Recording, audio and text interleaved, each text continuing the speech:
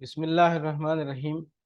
انکار آخرت کے جواب میں یہ استدلال کہ تمہاری دوبارہ تخلیق زیادہ مشکل ہے یا کائنات کی تخلیق؟ جس خدا نے یہ کائنات بنائی ہے وہ تمہیں دوبارہ اٹھا کھڑا کرنے پر کیوں قادر نہیں ہو سکتا؟ فہرست موضوعات تفہیم القرآن جلد ششم، عنوان آخرت، صفحہ 244 245، سورہ نازیات آیات 28 تا 33۔ اعوذ باللہ من الشیطان الرجیم، بسم اللہ الرحمن الرحیم۔ أأنتم أشد خلقا أم السماء بناها رفع سمكها فسواها وأغطش ليلها وأخرج ضحاها والأرض بعد ذلك دحاها أخرج منها ماءها ومرعاها والجبال أرساها متاعا لكم ولأنعامكم۔ کیا تم لوگوں کی تخلیق زیادہ سخت کام ہے یا آسمان کی؟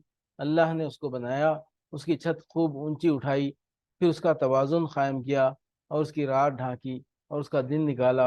اس کے بعد زمین کو اس نے بچھایا، اس کے اندر اس کا پانی اور چارہ نکالا اور پہاڑ اس میں گاڑ دیے سامان زیست کے طور پر تمہارے لیے اور تمہارے مویشیوں کے لیے۔ انتم اشد خلقا ام السماء، کیا تم لوگوں کی تخلیق زیادہ سخت کام ہے یا آسمان کی؟ تخلیق سے مراد انسانوں کی دوبارہ تخلیق ہے، اور آسمان سے مراد وہ پورا عالم بالا ہے جس میں بے شمار ستارے اور سیارے اور بے حد و حساب شمسی نظام اور ان گنت کہکشاں پائے جاتے ہیں۔ مطلب یہ ہے کہ تم جو موت کے بعد دوبارہ زندہ کیے جانے کو کوئی بڑا ہی امر محال سمجھتے ہو اور بار بار کہتے ہو کہ بھلا یہ کیسے ممکن ہے کہ جب ہماری ہڈیاں تک بوسیدہ ہو چکی ہوں گی، اس حالت میں ہمارے پراگندہ اجزائے جسم پھر سے جمع کر دیے جائیں اور ان میں جان ڈال دی جائے۔ کبھی اس بات پر بھی غور کرتے ہو کہ اس عظیم کائنات کا بنانا زیادہ سخت کام ہے یا تمہیں ایک مرتبہ پیدا کر چکنے کے بعد دوبارہ اسی شکل میں پیدا کر دینا؟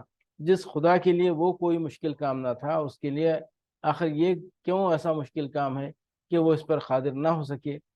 حیات بعد الموت پر یہی دلیل قرآن مجید میں متعدد مقامات پر دی گئی ہے، مثلا سورہ یاسین میں ہے، اور کیا وہ جس نے آسمانوں اور زمین کو بنایا اس پر قادر نہیں ہے کہ ان جیسوں کو پھر سے پیدا کر دے؟ کیوں نہیں؟ وہ تو بڑا زبردست خالق ہے، تخلیق کے کام کو خوب جانتا ہے۔ آیت 81۔ اور سورہ مومن میں فرمایا، یقیناً آسمانوں اور زمین کو پیدا کرنا انسانوں کو پیدا کرنے سے زیادہ بڑا کام ہے، مگر اکثر لوگ جانتے نہیں۔ آیت 57۔ والجبال ارساها متاعا لکم ولانعامکم، اور پہاڑ اس میں گاڑ دیے سامان زیست کے طور پر تمہارے لیے اور تمہارے مویشیوں کے لیے۔ ان آیات میں قیامت اور حیات بعد الموت کے لیے دو حیثیتوں سے استدلال کیا گیا ہے۔ یہ کہ اس خدا کی قدرت سے ان کا برپا کرنا ہرگز بعید نہیں ہے جس نے یہ وسیع و عظیم کائنات اس حیرت انگیز توازن کے ساتھ اور یہ زمین اس سر و سامان کے ساتھ بنائی ہے۔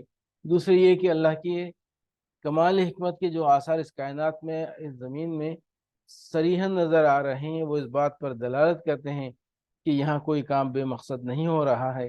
عالم بالا میں بے شمار ستاروں اور سیاروں اور کہکشانوں کے درمیان جو توازن قائم ہے، وہ شہادت دے رہا ہے کہ یہ سب کچھ الٹ اپ نہیں ہو گیا ہے، بلکہ کوئی بہت سوچا سمجھا منصوبہ اس کے پیچھے کار فرما ہے۔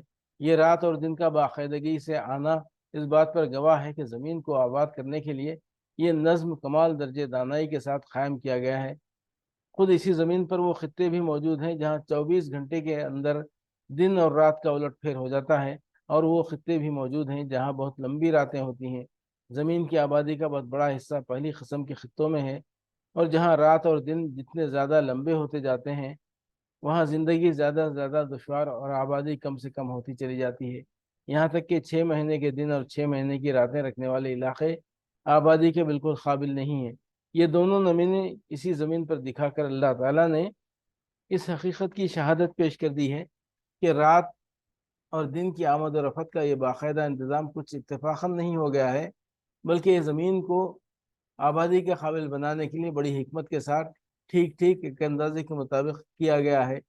اسی طرح زمین کو اس طرح بچھانا کہ وہ قابل سکونت بن سکے، اس میں وہ پانی پیدا کرنا جو انسان اور حیوان کے لیے پینے کے قابل اور نباتات کے لیے رویدگی کے قابل ہوں، اس میں پہاڑوں کا جمانا اور وہ تمام چیزیں پیدا کرنا جو انسان اور ہر قسم کے حیوانات کے لیے زندگی بسر کرنے کا ذریعہ بن سکیں، یہ سارے کام اس بات کی صریح علامت ہیں کہ یہ اتفاقی حوادث یا کسی کھلنڈرے کے بے مقصد کام نہیں ہیں، بلکہ ان میں سے ہر کام ایک بہت بڑی حکیم و دانا ہستی نے بامقصد کیا ہے۔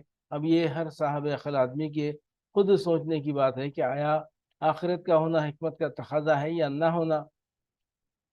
جو شخص ان ساری چیزوں کو دیکھنے کے باوجود یہ کہتا ہے کہ آخرت نہیں ہوگی، وہ گویا یہ کہتا ہے کہ یہاں اور سب کچھ تو حکمت اور مقصدیت کے ساتھ ہو رہا ہے، مگر زمین پر انسان کو ذی ہوش اور با اختیار بنا کر پیدا کرنا بے مقصد اور بے حکمت ہے، کیونکہ اس سے بڑی کوئی بے حکمت اور بے مقصد بات نہیں ہو سکتی کہ اس زمین میں تصرف کے وسیع اختیارات دے کر انسان کو یہاں ہر طرح کے اچھے اور برے کام کا کرنے کا موقع تو دے دیا جائے، مگر کبھی اس کا محاسبہ نہ کیا جائے۔